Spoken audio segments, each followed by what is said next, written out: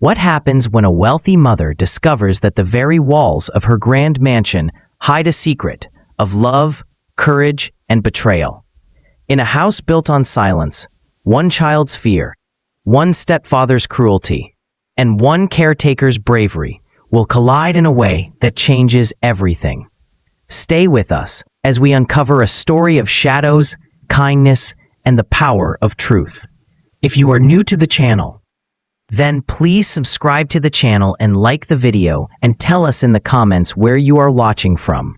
Now, let's jump into the story. On the edge of Boston, where the streets grew quieter and the houses larger, stood a mansion that seemed to shine in the morning sun. The walls were tall, the windows spotless, and the garden was trimmed with perfect care. To anyone passing by, it looked like a home filled with comfort and harmony. But inside the grand house, silence sat heavy, almost like a shadow that refused to leave. In the middle of this silence lived a young boy named Nathan. He was gentle, with soft brown eyes and a smile that often flickered and disappeared. Nathan was born with a developmental condition, and while his heart was bright, his world often felt lonely. He needed warmth, patience, and someone who could see beyond his struggles. His mother, Margaret, was a woman of influence and wealth. She ran a successful company and often traveled across cities to attend important meetings. Her ambition kept her busy, and although she loved her son, the demands of her work kept her away more than she wished. At home, Nathan was left in the care of others. Among those who stayed in the mansion was Edward, Margaret's second husband. Edward was a man who valued discipline and order above all else. His voice was sharp, his gaze cold, and he had little understanding of the tender patience Nathan required. To him, the boy was a responsibility rather than a child to cherish. His distance created walls that separated father and son even further. Into this household came Claire, a young caretaker hired only months before. Claire was not from wealth. She grew up in a small town where community and kindness meant survival. She carried that same kindness with her wherever she went. The first time she met Nathan, she bent down to his level, smiled, and greeted him gently. It was the first time in weeks that he had smiled back. Claire quickly noticed the contrast inside the mansion. The rooms were beautiful, decorated with paintings, fine furniture, and polished floors. Yet there was little laughter. Nathan's footsteps echoed through long hallways, often followed by silence.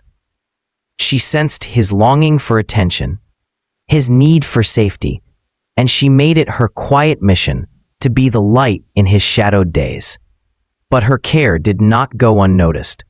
Edward, who demanded control, felt irritated by the bond growing between Claire and Nathan.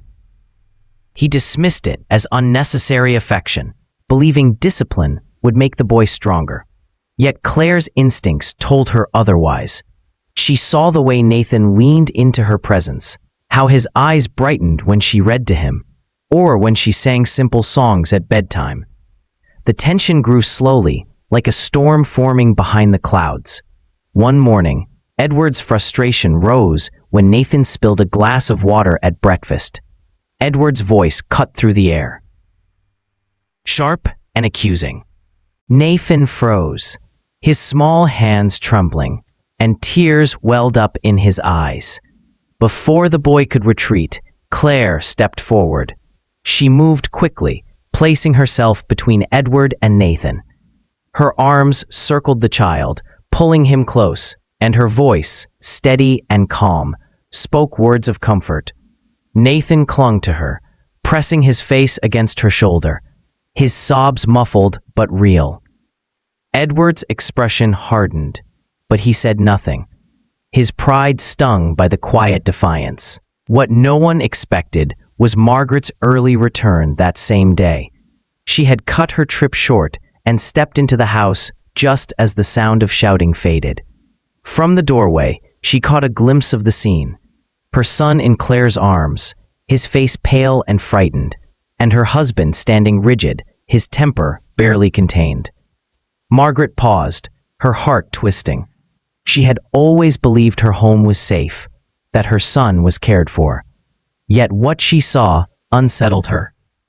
For a moment, she did not move, choosing instead to watch silently, her mind filled with questions she had long ignored. The image lingered in her thoughts, even as the house grew quiet again. The picture of her son clinging to Claire and the stern face of her husband left a mark she could not erase. The mansion still stood proud in the sunlight, but behind its polished windows, something deeper stirred. Shadows of truth were beginning to surface, and Margaret would soon discover that what appeared perfect on the outside could hide the most fragile of secrets within. And in that fragile silence, the story of courage and kindness was only beginning. The days that followed Margaret's early return carried with them a quiet unease. She could not forget what she had seen in the hallway that morning, her son clinging to Claire, her husband standing cold and unmoved. It was only a moment, yet it replayed in her thoughts like an unanswered question. Margaret tried to convince herself that perhaps she had misunderstood, that Edward's sternness was not cruelty, but discipline. Still, something inside her hesitated. She noticed the way Nathan avoided his stepfather's eyes, how his shoulders tensed whenever Edward's footsteps echoed through the mansion. Margaret pushed the thought away, but it lingered like a shadow she could not shake. Claire, meanwhile, continued her quiet work in the house. To most, she was just a caretaker. But to Nathan, she had become a safe harbor. When the boy woke in the night trembling, it was Claire's hand that rested gently on his back. When he stumbled through new words, it was Claire who clacked softly and encouraged him to keep trying. When others grew impatient, she waited with kindness. Slowly, Nathan began to change. His laughter returned, small at first, then brighter each day. Claire introduced little games, drawing shapes on paper, building towers of blocks, and letting him knock them down again. She taught him simple songs and read stories where the heroes were brave, not because they were strong, but because they were kind. These moments gave Nathan courage to speak more, to trust more, and to find joy again. But with every smile and laugh, Edward's irritation grew sharper. He noticed the way Nathan followed Claire through the hallways, how he leaned into her presence. To Edward, it felt like defiance, as if the boy preferred her over him. And perhaps worse, it felt like Claire was undermining the authority he demanded in the house. Tension rose in small ways at first. Edward's remarks at dinner became sharper, directed not only at Nathan, but also at Claire. He questioned her methods, accused her of spoiling the child, and dismissed her care as weakness. Claire never raised her voice, but her steady presence only deepened his anger. Margaret began noticing changes too, though she tried to remain quiet. She would walk into the living room and see drawings scattered across the floor. Bright colors, happy shapes, and always Claire's handwriting beside Nathan's. She would find her son humming softly as he played, something she had not heard in years. The contrast unsettled her.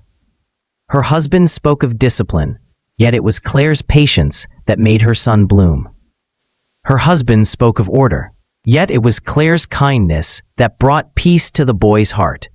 Margaret did not know what to do with the growing conflict inside her, but she knew she could no longer ignore it. One evening, as the sun sank low and painted the sky in gold, Margaret passed by the study. From inside came the sharp sound of Edward's voice. She stopped, her hand resting on the doorframe. "You are overstepping," Edward said, his words cutting like glass. "Your role is to serve, not to interfere. The boy needs firmness, not coddling." There was a pause, and then Claire's voice, calm but steady. "He needs love. He needs patience. If discipline means fear, then it will never help him grow." Silence followed, heavy and charged. Margaret's heart pounded as she listened. She could hear the anger in her husband's breath, the quiet strength in Claire's response. Something shifted within her, something she had long refused to see. She stepped back before they noticed her, retreating into the darkened hallway.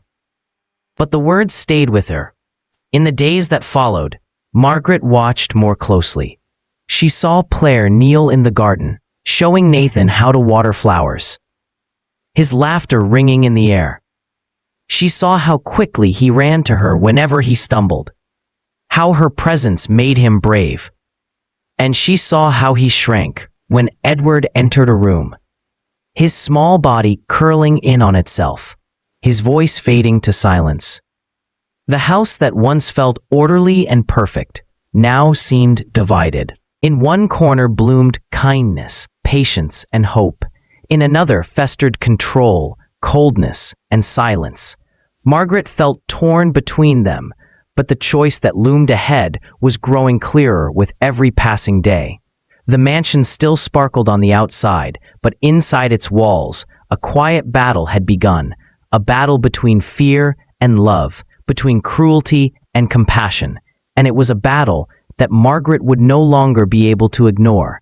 The mansion, with its polished floors and tall windows, was a place of appearances. From the outside, it reflected success and stability, but inside, truth was beginning to rise like light creeping through a crack in the wall. Margaret had spent days replaying Claire's words in her mind. She had overheard the conversation in the study, where Claire spoke with quiet courage and Edward answered with anger. It was a small moment, but it was enough to plant doubt that refused to fade. She began watching her family with new eyes.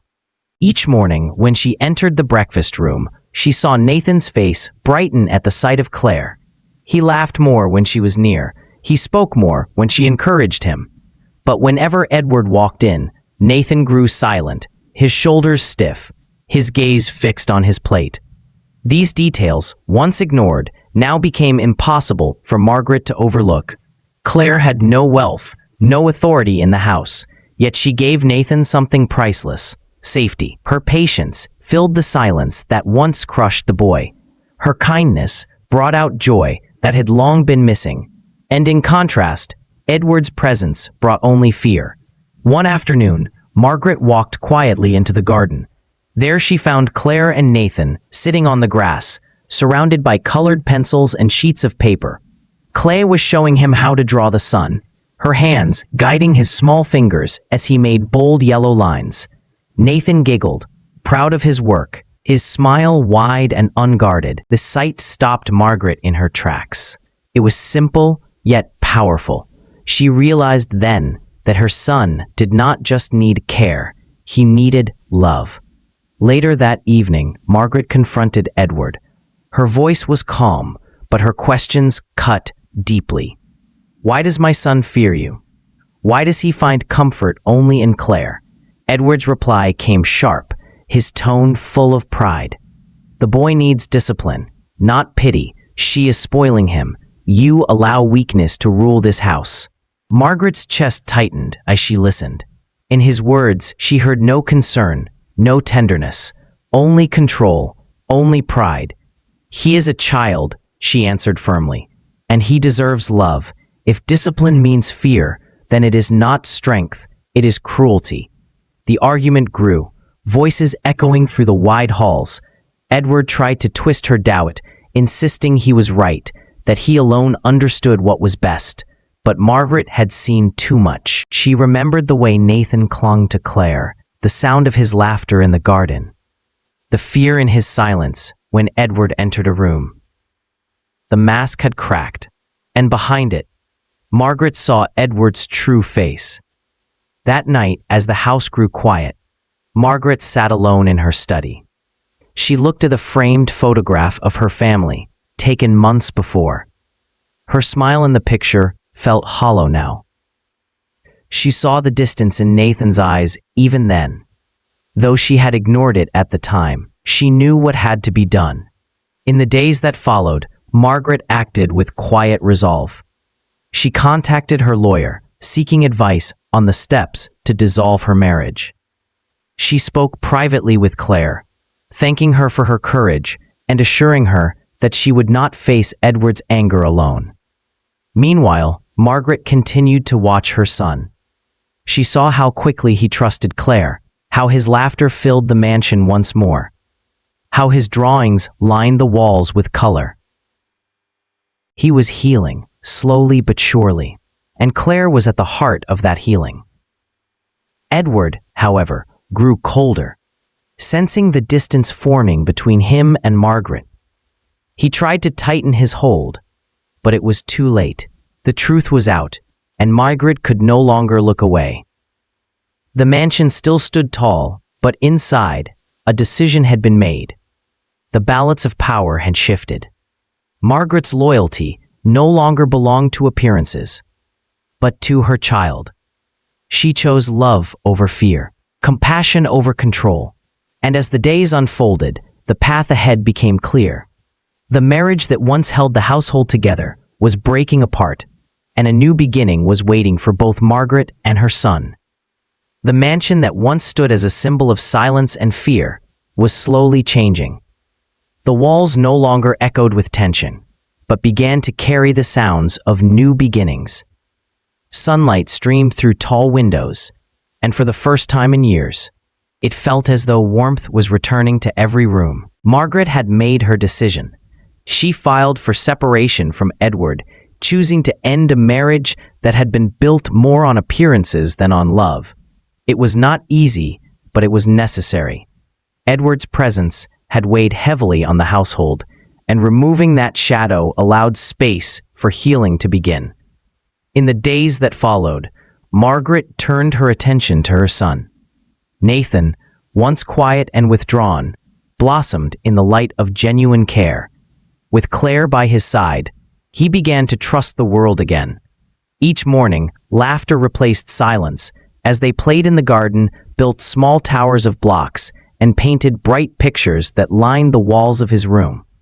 Margaret watched closely, realizing how much she had missed in her years of distraction.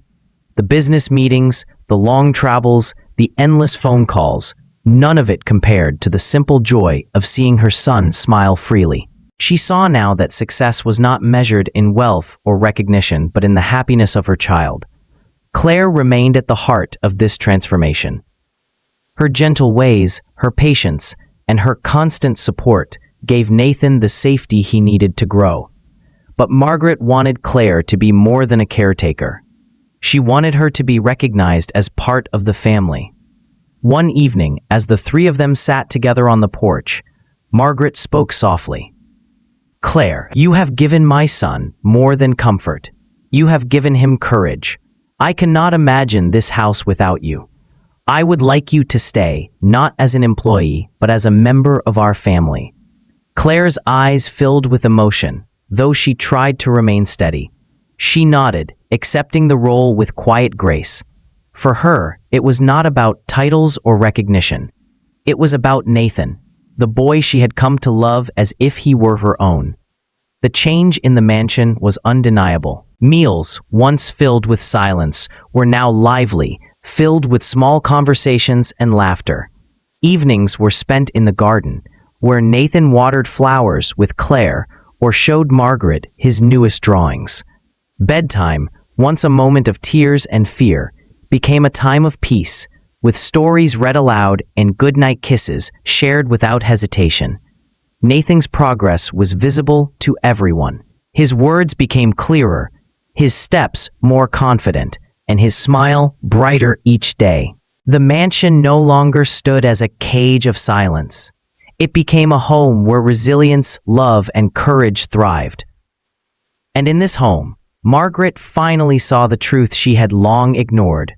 Heroes are not always found in grand gestures or wealth. Sometimes they are found in the quiet bravery of someone willing to stand up for what is right. The story reached its most tender moment one afternoon when Nathan proudly showed Margaret a drawing he had made. It was a simple picture, 3 figures holding hands beneath a bright yellow sun. One was Margaret, one was Claire, and the smallest was Nathan himself. Beneath the drawing, in uneven letters, he had written one word: family. Margaret held the drawing close, her eyes filling with tears. She knew then that the journey had been worth every struggle. The silence had been broken. The fear had been cast out, and in its place stood love that would not fade. As days turned into months, the mansion's reputation changed as well. No longer seen as just a grand building on the edge of Boston, it became known as a home of healing, where kindness and courage shaped the future of a child who once lived in shadows. The story of Margaret, Claire, and Nathan stood as a reminder to all who heard it. True strength is not found in control or wealth, but in love that protects, nurtures, and heals. It is love that changes lives, and it is love that leaves a legacy that no shadow can ever erase. And so, in a house once ruled by silence, love found its voice again. True strength was not in wealth or control, but in the kindness that heals and protects. Thank you for watching this story. Don't forget to like, subscribe, and share, and we'll see you in the next video.